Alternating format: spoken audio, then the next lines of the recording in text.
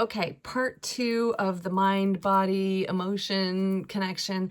I'm going to pick up where I left off in my first video. If you haven't seen it, go back and watch it because it really sets the stage for kind of generally how our bodies work and how we store our thoughts and emotions in our body, and how our body does that through chemical messengers, otherwise known as emotions, and how that informs the way that our body functions. So I'm just going to start from there and dive a little deeper, because, you know, we understand what feelings are. We all understand emotions. We understand that warm, wonderful, light, floaty feeling of love. It's so euphoric.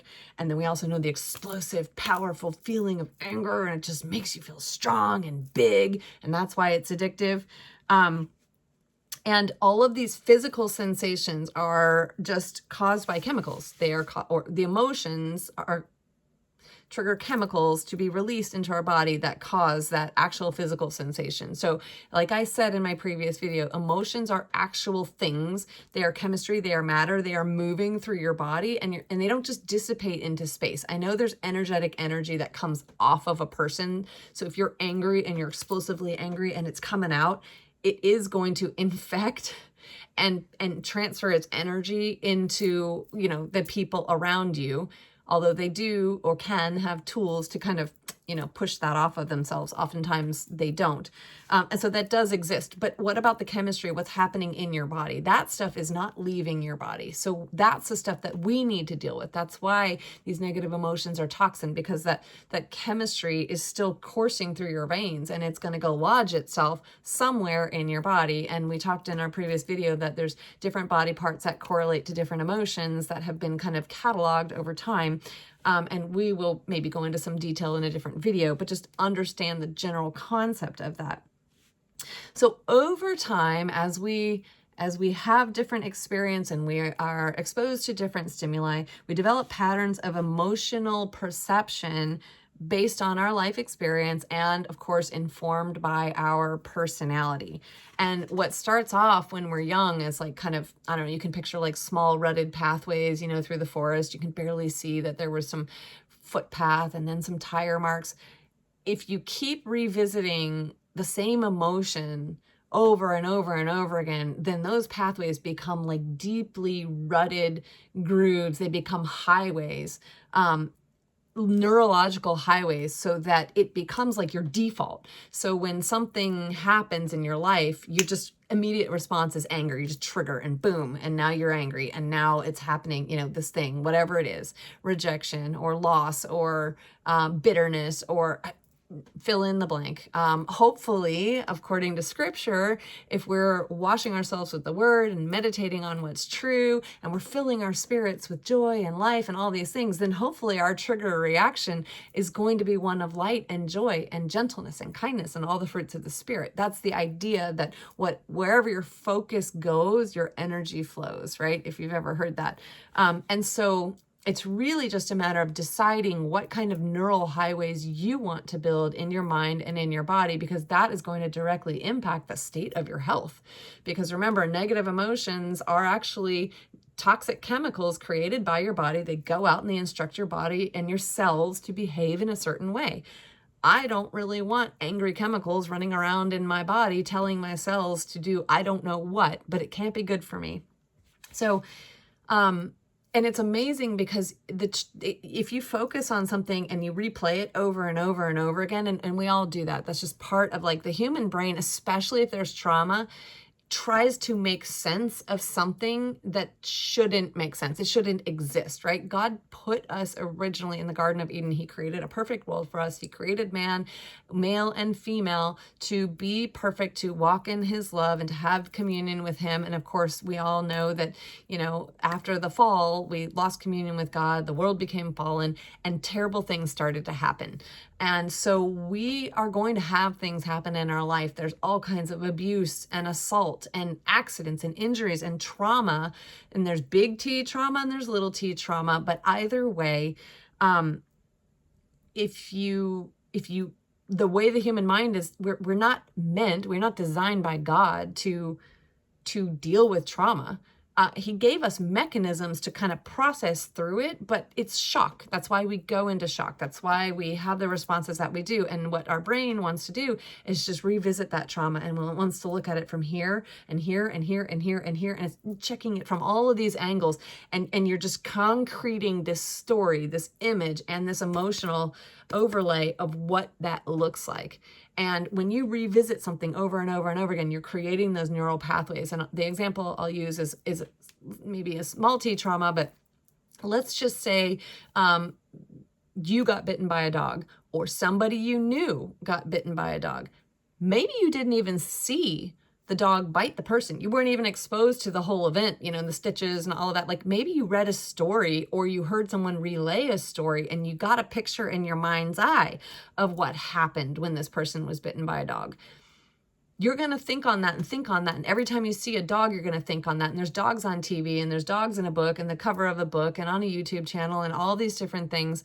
And eventually just the idea of dog can trigger a fear response if you ruminate on that. Does that make sense? And so that is kind of how our mind is wired to work, because really we're supposed to meditate on the scripture day and night. But because we live in a sinful, fallen world, we meditate on the things that are heavy and dark because we're never supposed to know and understand those in the first place. And so, you know, when Adam and Eve ate of the tree of knowledge and they understood good and evil, we were never designed to understand evil. God wanted to protect us from that, but now we do, only we're not made for it. And so the trauma response is kind of this thing that happens, and we get this neural highways and we get these negative emotions. They start flooding our body with toxins, and that is where the disease process can begin. So let's just go there real quick, and I'll just kind of touch on this and we'll be done. Is the reason that we want to go to the scripture is obviously what I said. We want to meditate on his word day and night. We want to fill ourselves with the things that are good and healthy and positive for ourselves. But sometimes in the Bible, God does not explain himself. He's like a parent who's like, don't put your fork in the electrical socket. And that child is like, okay, you're just supposed to obey. It's not a time for a 3-year-old to be like, but why? But why? Yes, you can have those conversations at some point. But in that moment of danger, the rule is don't do it.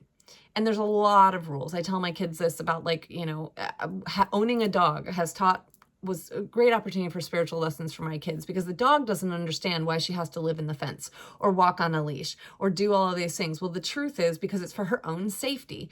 And so I don't want her to run out and get hit by a car. I don't want these other things to happen.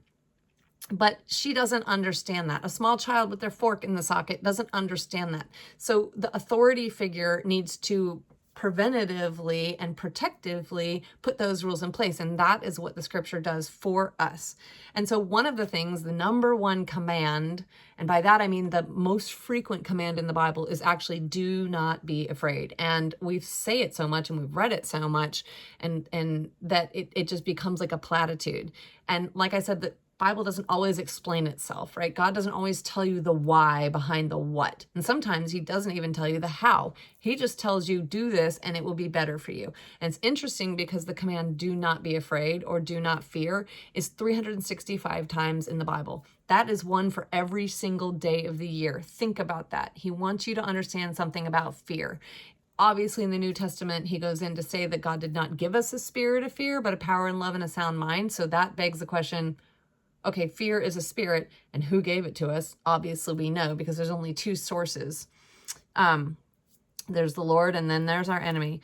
But when it comes to fear, God lays out the parameters for right living. He just wants us to say, okay, I believe you, and we're supposed to accept them without question. But the command, fear not, is so much more than a scriptural platitude.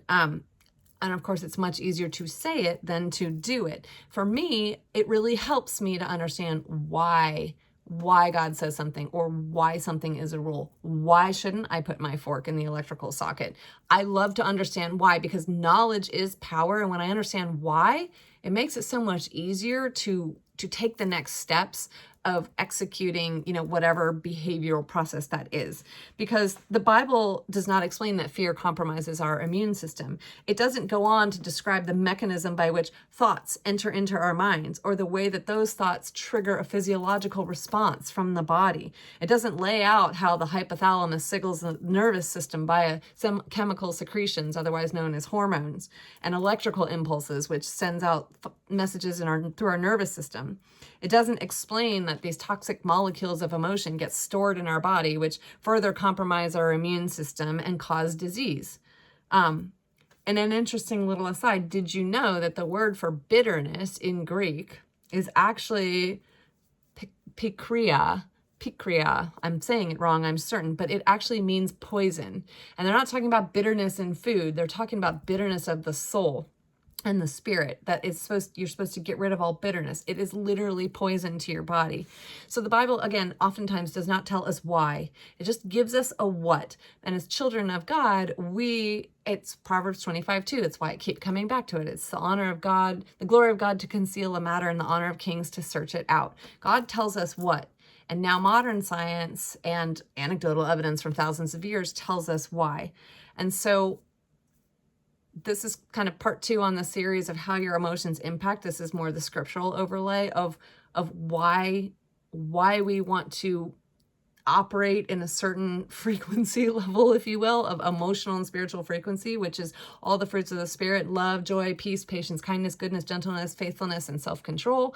How do we get those? By always washing ourselves with the word and always meditating on the scriptures day and night and all of the things that the Bible does tell us to do. Then we're putting all that good stuff in. And so the chemistry that is flowing out into our body are the things that are for our healing, right? The scripture talks about how a merry heart is like good medicine, but how bitterness is rottenness in the bones.